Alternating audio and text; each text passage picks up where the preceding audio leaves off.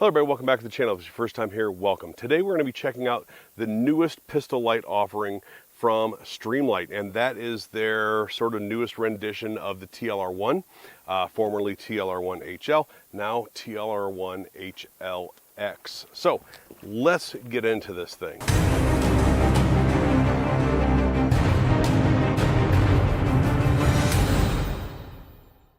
Now, for full transparency, Streamlight did send this out to me. They've sent out a bunch of lights to me over the years. I have a long-standing relationship with Streamlight. I've been critical of some of their stuff, and I mostly like all of their stuff. Like, I'm a big fan, but it does not affect my final reviews and how I present the videos to you, as you will see with this one, because I have some criticisms. So let's get into those. Okay, so as a quick comparison, here is the original TLR-1 HL, and here is the TLR-1 HL-X. Very similar in form factor. The size, body size is a little bit different. The bezel size is the same size. The mounting is basically the same. Where some of the differences come in is battery compartment, output, and the switches. So let's first get into output. The output is very much the same across the board. The 1.5 hour runtime, the IPX rating, all that stuff is very much the same. Has the same 20,000 candela as the TLR-1 HL, but it has 1,500 lumens versus the 1,000 lumens of the HL. So it is a bit brighter. It doesn't increase the intensity of the light, it does increase the brightness of the light, and it has a little bit more spill to the light over the TLR-1 HL. Now, because I'm a glutton for punishment, shining this at myself on a few different occasions, it's plenty blinding. So is the TLR-1 HL. It's one of the reasons why it's one of the most popular pistol lights out there, is because it's just a really, really effective light, especially at the price point. So one of the things that I think is an overall positive that they changed is how the batteries mount in it. So it still takes the CR123A batteries. Now, instead of having to remove the light and use the back door to insert the batteries, you actually open the front up. So you do not have to remove it. There is this button here and this lever here. They coincide with each other. You push this button and flip this lever up, and it opens up. It opens up, allowing you to access the batteries from the front. Close it, put the lever back down here. I'll show it to you this way, right? Close it, put the lever back down, and it closes up. I've never had a problem using the original door on the TLR-1 HL. However, I have seen stories about people breaking the door somehow. I have many of these. I've never had that problem, and I use them all the time. This one needs cleaned, as you can see. However, I think that this change is an overall positive.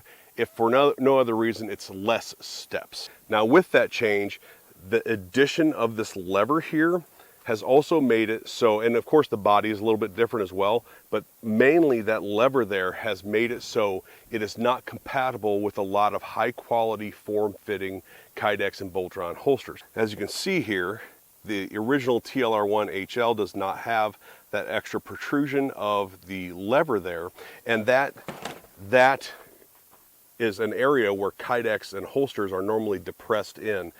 Meaning that unless you take a heat gun to your existing holsters that are of the TLR-1 series, or you're going to buy new holsters, this one isn't going to fit your high quality holsters. It might fit some of the less quality, lower definition holsters that, you know, don't form fit as well. It may do that, but in some of your higher quality, better form fitting, more detailed holsters, you're likely going to have to take a heat gun to it to make that work.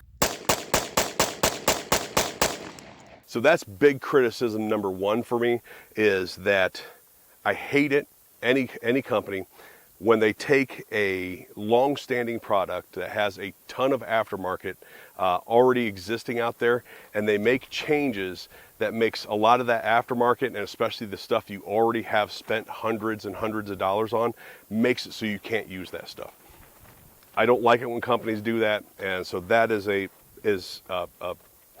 big criticism for me when it comes to this. Now the switches on this are a digital switch. They're an electronic digital switch, kind of like the TLR-7A and 7X has. So the switches are very reminiscent of that. However, it does work the same as the mechanical rocker switch, which I'll show a comparison of here in a minute, where you can use your offhand thumb to actuate it, and it is a press and hold for momentary and tap for on, or you can do the same thing with this side as well.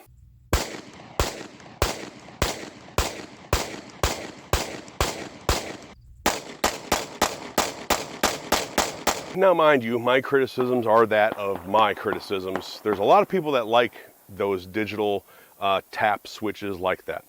For me, I'm a big KISS guy, keep it simple, stupid. I like the mechanical rocker switch, I prefer it. If there happens to be any sort of corrosion or anything like that happens, you can generally just take this off and hit it with some emery or some steel wool, refresh those connections, and it works again. With a digital switch, if you get corrosion in there, if you get damage in there, things like that, it's considerably harder to get it fixed, if you can get it fixed at all, especially in a short period of time. I don't think moving to these digital switches made the switching any more or less sensitive. I don't think it made it any more or less hard to actuate the light.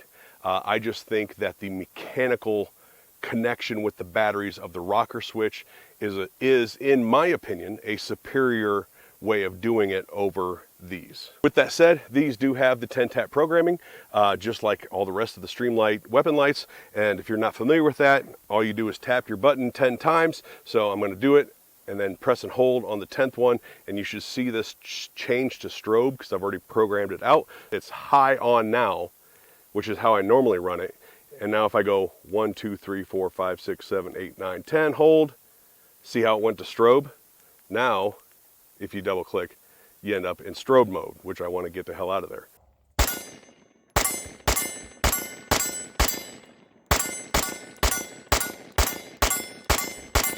Now, my use of this light has been overall positive. Criticisms aside, my personal criticisms aside, it's been a very good light. It's a shade brighter than the TLR-1 HL, which is always good. I haven't had it flicker, turn off. I haven't had any malfunctions with it. I haven't had anything like that. And let's face it, it's a Streamlight light.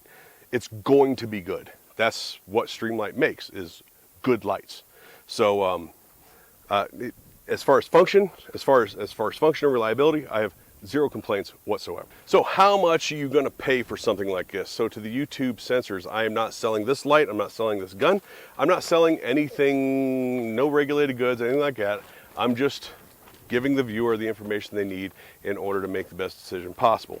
These come in right around $200. Now at the end of the day, will I be switching from TLR-1 HL to the TLR-1 HL-X? No, I won't be. I will be, as long as the TLR-1 HL still exists, or they change at least the lever, at least they change the form factor to where these fit TLR-1 holsters across the board, I will continue buying and using the TLR-1 HLs. However, for you, if you're fresh into pistol lights, you haven't bought one yet, and you don't have a whole bunch of holsters like I have, this is going to be a great option. Get the holster that fits it. This is going to be a fantastic light for you. Or again, if you have holsters or a holster or two that fits the TLR-1 HL and this isn't going to fit into it, a heat gun will likely solve your problems. I can't guarantee the fit afterwards, which is why I'm not suggesting it, but it may solve your problems. All right, everybody, thanks for watching. Don't forget to hit like, share, subscribe, hit that notification bell. Remember to hit all notifications and leave a comment down below. Leaving those comments, sharing the videos, those are things that really help out not only that particular video, but the channel as a whole. So if I could get you guys to do both of those, that'd be awesome. So don't forget to check out the description. The description has a link for promo codes and discounts, which includes discounts to Gideon Optics, to Gators Glasses, to Rise Armament, to a whole bunch of different companies out there that I'm sure it will all help you in your firearms journey. Also, don't forget to check out Copper Jacket Arms. That will be down in the pinned comment. That is my company doing my best to serve the gun community with the best prices I possibly can for all of your firearms needs. Thank you to Streamlight for sending out that light. Again, criticisms aside, it's a fantastic light. Will probably do many people really well. I appreciate all of you out there for supporting the channel. I appreciate you watching, and we'll talk to you later.